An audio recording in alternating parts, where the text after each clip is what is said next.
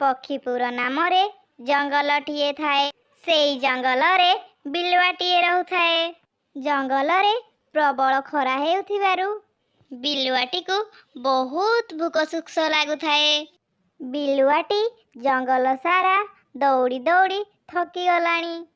ହେଲେ ତାକୁ କେଉଁଠି ବି ଖାଦ୍ୟ ମିଳୁନଥାଏ। ଓହୋ, ଆଜି କି ଖରା ହେଉଛି! ମୋ ଜୀବନରେ ବି ଏମିତି ଖରା ମୁଁ ଦେଖିନଥିଲି। ହଉ, ଆଗରେ ଯେଉଁ ଗଛ ଦେଖାଯାଉଛି, ଯାଉଛି ସେ ଗଛ ମୂଳରେ ବସିକି ବିଶ୍ରାମ କରିବି। ଏହା କହି ବିଲୁଆଟି ସେ ଗଛ ପାଖକୁ ଚାଲିଲା। ବିଲୁଆ ଗଛ ମୂଳରେ ବସି ବିଶ୍ରାମ କରୁଥାଏ। ସେହି ସମୟରେ ଗୋଟିଏ କାଉ ହାଡ଼ ଖଣ୍ଡିଏ ଧରି ଆସି ସେଇ ଗଛରେ ବସିଲା। ବିଲୁଆ କାଉ ଧରିଥିବା ହାଡ଼ ଖଣ୍ଡକୁ ଦେଖି ତାର ଭୋକ ଆହୁରି ବଢ଼ିଗଲା। ସେ ମନେ ମନେ ଚିନ୍ତା କଲା କେମିତି କାଉଠାରୁ ସେ ହାଡ଼ ଖଣ୍ଡକ ଆଣିବ। ବିଲୁଆ କିଛି ସମୟ ଚିନ୍ତା କରିବା ପରେ ତା ମୁଣ୍ଡକୁ ଗୋଟିଏ ଭଲ ଉପାୟ ଜୁଟିଲା। ଆରେ କାଉ ଭାଇ, ତମେ ଏଠି? ମୁଁ ତୁମକୁ ଜଙ୍ଗଲ ସାରା ଖୋଜି ବୁଲୁଛି। କାହିଁକି ନା ଆର ମାସ ପ୍ରଥମ ଦିନରୁ ଆମ ଜଙ୍ଗଲରେ ଗୋଟିଏ ପଶୁ ମେଳା ହେବ ଏବଂ ସେଠି ଗୋଟିଏ ଭଲ ଗୀତ ଗାଉଥିବା ଚଢ଼େଇଟିଏ ଦରକାର। ଆଉ ମୁଁ ଜଙ୍ଗଲ ସାରା ଯୁଆଡ଼େ ବୁଲିଲେ ବି ସେଠି ଖାଲି ତୁମରି ନାମ। ସମସ୍ତେ କହିଲେ ଯେ ତମର କୁଆଡ଼େ ଭାରି କୋକିଳ କଣ୍ଠ ଏବଂ ତୁମେ ଭାରି ଭଲ ଗୀତ ଗାଅ। କାଉଟି ବିଲୁଆର ଚକ୍ରାନ୍ତରେ ସମ୍ପୂର୍ଣ୍ଣ ଭାବେ ଫସିଗଲା ଏବଂ ସେ ମନେ ମନେ ବହୁତ ଗର୍ବ ଅନୁଭବ କଲା। ଆରେ କାଉ ଭାଇ, ତୁମେ କ'ଣ ମୋତେ ଏଇନେ ଗୋଟିଏ ଗୀତ ଗାଇ ଶୁଣେଇ ପାରିବ? କାରଣ ମୁଁ ଗୀତ ଶୁଣିଲେ ମୁଁ ତମ ବିଷୟରେ ଯାଇକି ରାଜାଙ୍କୁ କହିବି। କାଉଟି ବିଲୁଆର ଚକ୍ରାନ୍ତ ବିଷୟରେ ଜାଣିପାରିଲା ନାହିଁ। କାଉଟି ଯେମିତି ଗୀତ ଗାଇବା ଆରମ୍ଭ କରିଛି, ତା ପାଟିରୁ ହାଡ଼ ଖଣ୍ଡିକ ତଳକୁ ଖସି ପଡ଼ିଲା। ଆଉ ବିଲୁଆ ସେ ହାଡ଼ ଖଣ୍ଡକୁ ଧରି ପଳେଇଲା। ଏହା ଦେଖି କାଉଟି ମନେ ମନେ ବହୁତ ଦୁଃଖ ପ୍ରକାଶ କଲା ଏବଂ କହିଲା, ଆରେ ମୁଁ କେଡ଼େ ଅଧମଟାଏ! ଏ ବିଲୁଆର ମନ ଭୁଲାଣିଆ କଥାରେ ମୁଁ ଭାସିଗଲି। ମୋ ପାଟିରୁ ହାଡ଼ ଖଣ୍ଡ ଖସି ପଡ଼ିଲାରୁ ଏ ବିଲୁଆଟି ସାଙ୍ଗେ ସାଙ୍ଗେ ଧରିକି ପଳେଇଲା। ଛି ଛି ଛି! ସାଙ୍ଗମାନେ ଦେଖିଲେ ତ ବିଲୁଆଟି କେମିତି ଚକ୍ରାନ୍ତ କରି କାଉ ପାଟିରୁ ହାଡ଼ ଖଣ୍ଡକ ଛଡ଼େଇ ନେଲା। ସୁନ୍ଦରବନ ଜଙ୍ଗଲରେ ଗୋଟେ ଟୁନି ଚଢ଼େଇ ତା ବୋହୂ ଟୁନଟୁନି ଚଢ଼େଇ ସହ ରହୁଥିଲା। ଟୁନି ଚଢ଼େଇ ଘର ପାଖକୁ ଲାଗି କାଉର ଆମ୍ବ ବଗିଚା ଥିଲା। ବଣ୍ଟି କାଉ ବଗିଚାରେ ଆମ୍ବ ସବୁ ପାଚି ଯାଇଥିଲା। ଆଉ ଜଙ୍ଗଲର ସବୁ ଚଢ଼େଇମାନଙ୍କର ପାଟିରେ ଲାଳ ଆସି ଯାଉଥିଲା। ଗୋଟିଏ ଦିନ ସନ୍ଧ୍ୟାରେ ଟୁନି ଚଢ଼େଇ ତା ବୋହୂ ଟୁନଟୁନି ଚଢ଼େଇ ତା ଘର ପାଖରେ ବସି ପବନ ଖାଉଥିଲେ। ଏହିଭଳି ପବନ ହେଉଥିବାରୁ ଆମ୍ବର ବାସ୍ନା ମଧ୍ୟ ତାଙ୍କ ପାଖକୁ ଚାଲି ଆସୁଥିଲା। ମା, ଏଇ ଆମ୍ବରୁ ତ ବହୁତ ବଢ଼ିଆ ବାସ୍ନା ଆସୁଛି। ମୋତେ ଯାହା ଲାଗୁଛି ମୁଁ ଯାଇକି ଆମ୍ବ ତୋଳିକି ଖାଇ ଦିଅନ୍ତି କି? ହଁ ବୋହୂ, ମନ ତ ମୋର ବି ହେଉଛି ଏ ଆମ୍ବ ସବୁ ଖାଇବା ପାଇଁ। ହେଲେ କ'ଣ କରିବା, ତୁ ନିଜେ ଦେଖୁଛୁ ଏ ଦୁଷ୍ଟ କାଉଟା ତା ବଗିଚାରୁ ସବୁବେଳେ ଜଗି ରହୁଛି। ଆମେ ଯଦି ଆମ୍ବ ଚୋରି କରିଯିବା, ଧରା ପଡ଼ିଯିବା। ଆମେ ରାତି ହେଲେ ବଣ୍ଟି କାଉ ଶୋଇ ପଡ଼ିଲେ ତାର ଆମ୍ବ ଚୋରି କରି ଆଣିବା।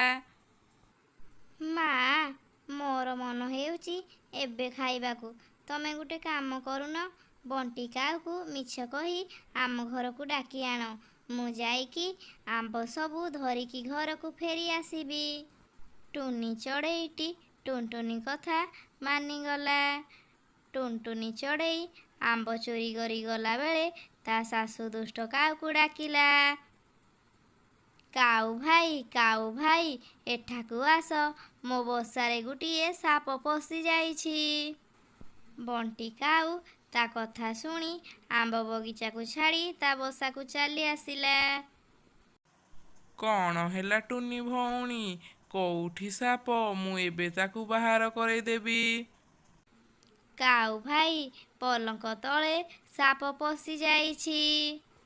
କାଉଟି ପଲଙ୍କ ତଳେ ଏପଟେ ସେପଟେ ଦେଖୁଥାଏ ଯେ ସାପଟି କୁଆଡ଼େ ଗଲା।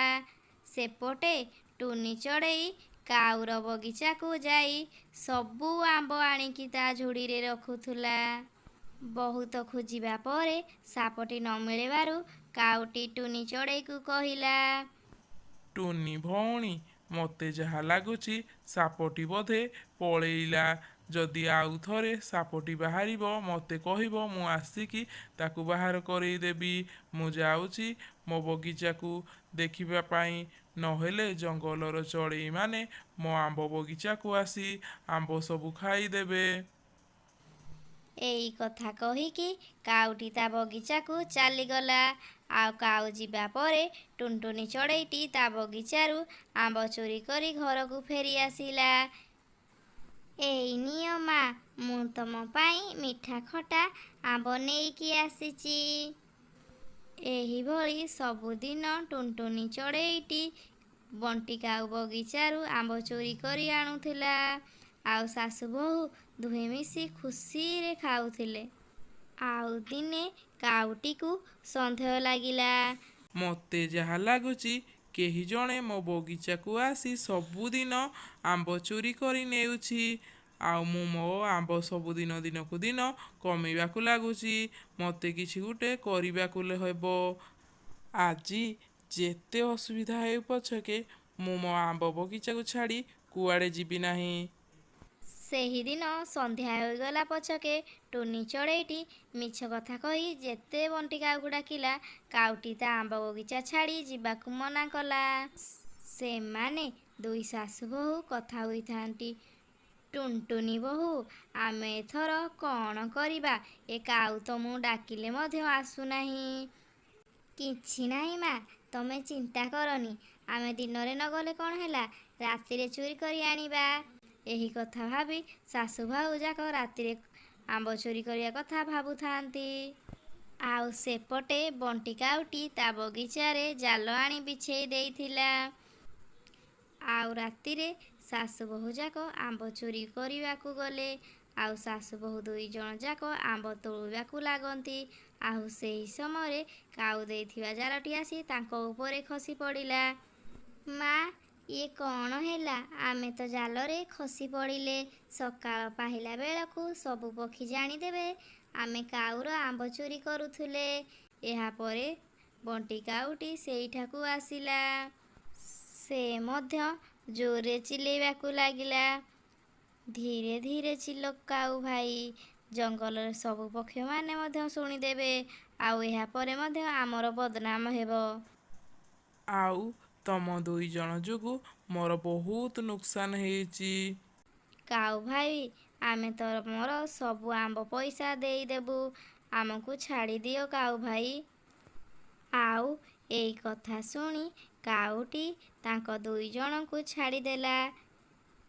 ସେଇଦିନଠାରୁ ଶାଶୁ ବୋହୂ ଦୁଇ ଜଣ ଯାକ ଆଉ ଚୋରି କଲେ ନାହିଁ। ସେମାନେ ସେହି ଜଙ୍ଗଲରେ ବହୁତ ଖୁସିରେ ରହିଲେ। ଯଦି ଆପଣମାନଙ୍କୁ ଭିଡ଼ିଓଟି ଭଲ ଲାଗିଛି, ଲାଇକ୍ କରିବେ, ସେୟାର କରିବେ, କମେଣ୍ଟ କରିବେ। ଯଦି ଭିଡ଼ିଓରେ ନୂଆ ଆସିଛନ୍ତି, ଚ୍ୟାନେଲକୁ ସବସ୍କ୍ରାଇବ୍ କରିବେ ଏମିତି ନୂଆ ନୂଆ ଭିଡ଼ିଓ ଦେଖିବା ପାଇଁ।